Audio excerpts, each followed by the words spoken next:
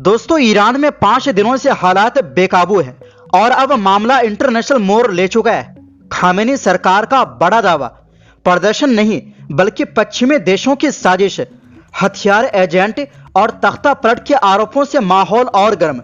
उधर Donald Trump की सीधी धमकी और जवाब में ईरान का सख्त संदेश, कमजोर समझने की भूल मत करना। जानेंगे ईरान की वो कौन सी ताकत है जिसे कोई नजरअंदाज नहीं कर सकता। इस बीच न्यूयॉर्क मेयर ज़ोहरान ममदानी ने उमर खालिद के नाम लिखा लेटर। बताएंगे लेटर में क्या कहा। और इनके अलावा 8 अमेरिकी सांसदों ने भी तिहाड़ जेल में बंद उमर खालिद के समर्थन में उठाई आवाज। तो बिना समय गवाए बताते हैं पूरी खबर डिटेल से।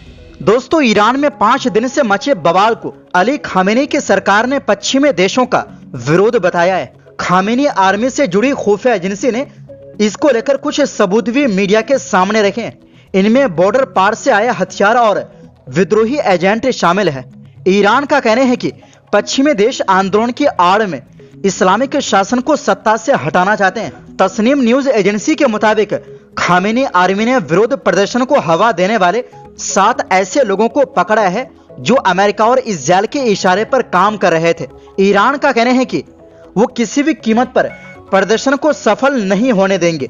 ईरान की खुफिया एजेंसी को 100 ऐसे बंदूक मिले हैं जो प्रदर्शन के दौरान प्रदर्शनकारियों द्वारा इस्तेमाल किया जा रहा था। खुफिया एजेंसी का कहना है कि ये सभी बंदूक सीमा पार से आया है। हम उन लोगों को तलाश कर रहे हैं जो तस्करी के जरिए इन हथियारों को ईरान में पहुंचा रहा है। ईरान का कहना है कि हथियार भेजकर सरकार को अव्यवस्थित करने का प्रयास किया जा रहा है। खुफिया एजेंसी का कहना है कि ये सभी हथियार पश्चिमी देशों से भेजे गए हैं। ईरान ने 7 एजेंटों को गिरफ्तार किया है। मेहर न्यूज एजेंसी के मुताबिक गिरफ्तार किए गए लोगों में से 5 लोग संयुक्त राज्य अमेरिका में स्थित राजशाहीवादी समूह के संपर्क में थे और 2 अन्य यूरोप में स्थित विरोधी समूह से जुड़े हुए थे। सभी से आगे की पूछताछ की जा रही। ईरान की सरकार राजशाहीवादी नेटवर्क को ध्वस्त करने में जुटी। खामेनी के एक सलाहकार जनरल हुसैन अश्तरी के मुताबिक ईरान के खिलाफ बड़ी साजिश हो रही, इसे समझने की जरूरत है। अश्तरी ने आगे कहा, अधिकारों जैसे नारों के आड़ में छिपी दुश्मन की साजिशों के बारे में समझने की जरूरत है। सभी लोग राष्ट्रीय एकता और सामाजिक विभाजन से बचिए, यही समय की मांग है। दरअसल ईरान में जल संकट और लगातार बढ़ रही महंगाई को लेकर व्यापारियों ने सबसे पहले विरोध प्रदर्शन शुरू किया। धीरे धीरे इस प्रदर्शन में छात्र और महिलाएं शामिल हो गई। ईरान सरकार का कहना है कि शुरू में मुद्दे आधारित प्रदर्शन शुरू हुए थे, लेकिन अब ये आंदोलन बन चुका है। ईरान को डर है कि आंदोलन के जरिए उसकी सरकार गिरा दी ना जाए। 1953 में CIA ने इसी तरह ईरान में तख्ता पलट कराया था। इस बीच ईरान में जारी बवाल के बीच अमेरिकी राष्ट्रपति डोनाल्ड ट्रंप ने तेहरान में घुसने की चेतावनी दी। डोनाल्ड ट्रंप की इस चेतावनी को ईरान ने तख्ता पलट की कोशिश कहा है। ईरान के राष्ट्रीय सुरक्षा परिषद के सचिव अली लारिजानी ने अमेरिकी राष्ट्रपति को जवाब देते हुए कहा है कि ईरान को कमजोर आंकने की भूल मत कीजिए, हम आपके हाथ उठने से पहले ही उसे काट देंगे। लारिजानी का यह बयान ऐसे वक्त में आया है जब ईरान में इस वक्त विरोध प्रदर्शन देखने को मिल रहा है और अमेरिका मीडिया खामेनी को कमजोर और बीमार बता रहा है। अमेरिकी आउटलेट CNN ने अपनी एक रिपोर्ट में कहा है कि खामेनी बीमार है और उन्होंने पूरे मामले पर टिप्पणी न करने का फैसला किया है। इतना ही नहीं, अमेरिकी सेनेटर टेड क्रूज ने अपने एक बयान में कहा है कि ईरान में खामेनी के दिन अब गिने चुने रह गए हैं। अब आपको बताते हैं ईरान की असल ताकत। दोस्तों, ईरान के पास स्ट्रेट ऑफ होर्मुज का कंट्रोल है। स्ट्रेट ऑफ होर्मुज फारस की खाड़ी को ओमान की खाड़ी के बीच वाले हिस्से को कहा जाता है। इस रास्ते से एशिया और मिडिल ईस्ट के बीच व्यापार होता है। एक अनुमान के मुताबिक स्ट्रेट ऑफ होर्मुज के जरिए दुनिया का 20% तेल और गैस का व्यापार होता है। जून 2025 में जब अमेरिका ने ईरान पर अटैक किया था तो ईरान ने स्ट्रेट ऑफ होर्मुज के नीचे विस्फोटक बिछाना शुरू कर दिया था। स्ट्रेट ऑफ होर्मुज का इलाका अगर क्लोज होता है तो एशिया में हाहाकार मच जाएगा।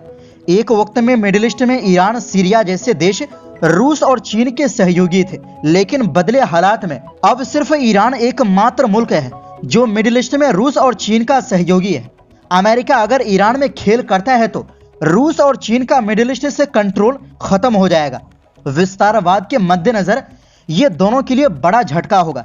रूस और चीन किसी भी कीमत पर नहीं चाहेगा कि मिडिल ईस्ट में उसका एकमात्र सहयोगी भी अमेरिका के हाथों पिट जाए। ईरान के पास भले परमाणु हथियार नहीं है, लेकिन उसके पास मिसाइलों का एक बहुत बड़ा जखीरा है। एक्सियोस के मुताबिक ईरान के भंडार में अभी भी 1800 से ज्यादा मिसाइलें हैं।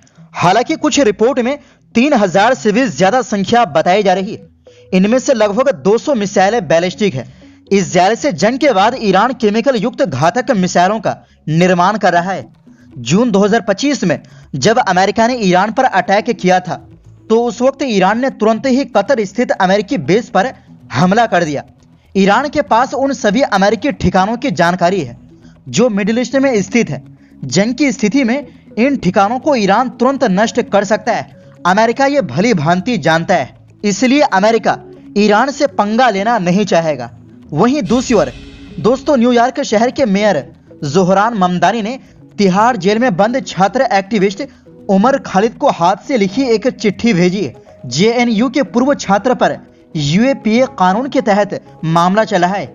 ये चिट्ठी ममदानी के 1 जनवरी 2026 को मेयर पद की शपथ लेने के बाद सामने आई। लेटर में ममदानी ने उमर के लिए एकजुटता और समर्थन जताया। ममदानी ने लिखा, डियर उमर, मैं अक्सर तुम्हारे उन शब्दों को याद करता हूं जिनमें तुमने करवाहट को खुद पर हावी न होने देने की बात कही थी। तुम्हारे माता पिता से मिलकर खुशी हुई। हमें तुम्हारी चिंता है। ममदानी के बाद अब 8 अमेरिकी सांसद खालिद के समर्थन में आ गए हैं। सांसदों ने भारतीय सरकार से अंतर्राष्ट्रीय कानून के अनुसार खालिद के केस की सुनवाई करने की मांग करते हुए बुधवार को एक लेटर लिखा। हाउस रूल्स कमेटी के रैंकिंग सदस्य और Tom Lantos human rights committee के को प्रेसिडेंट डेमोक्रेट जिम मैकगुवर्न ने कहा कि इस महीने की शुरुआत में उन्होंने उमर खालिद के माता पिता से मुलाकात की थी। मैकगुवर्न ने आगे कहा कि खालिद को भारत में बिना मुकदमे के 5 साल से अधिक समय से जेल में रखा गया है। अपने सहयोगियों के साथ मिलकर मैं ये आग्रह कर रही हूं कि उन्हें जमानत दी जाए और अंतर्राष्ट्रीय कानून के अनुसार और समय पर सुनवाई हो। खालिद के माता पिता दिसंबर 2025 में अमेरिका गए थे। दरअसल उनकी सबसे छोटी बेटी की शादी होने वाली थी और वहां रहने वाली उनकी बड़ी बेटी शादी में शामिल नहीं हो पा रही थी, इसलिए वो उनसे मिलने गए थे। खालिद के साथी ब्रॉन्ज योत्सना लाहिरी ने बताया कि उमर खालिद के माता पिता अमेरिका में जोहरान ममदानी से मिले थे। इस दौरान उमर की जेल में बंदी और उसकी मौजूदा हालत पर बातचीत हुई। ये जानकारी सामने आने के बाद ममदानी का उमर खालिद के समर्थन को लेकर चर्चा फिर तेज हो गई। जोहरान ममदानी जून 2023 में न्यूयॉर्क के एक कार्यक्रम में उमर खालिद की जेल से लिखी चिट्ठी के अंश पढ़ चुके हैं।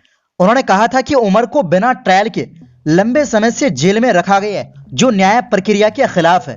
दरअसल उमर खालिद को सितंबर 2020 में गिरफ्तार किया गया था। उन पर आईपीसी और यूएपीए के तहत आरोप है। 2023 के हाउडी डेमोक्रेसी इवेंट में ममदानी ने बताया कि उमर जेएनयू के पूर्व छात्र और सामाजिक कार्यकर्ता है और 1000 दिनों से ज्यादा समय से जेल में है, जबकि अब तक ट्रायल शुरू नहीं हुआ।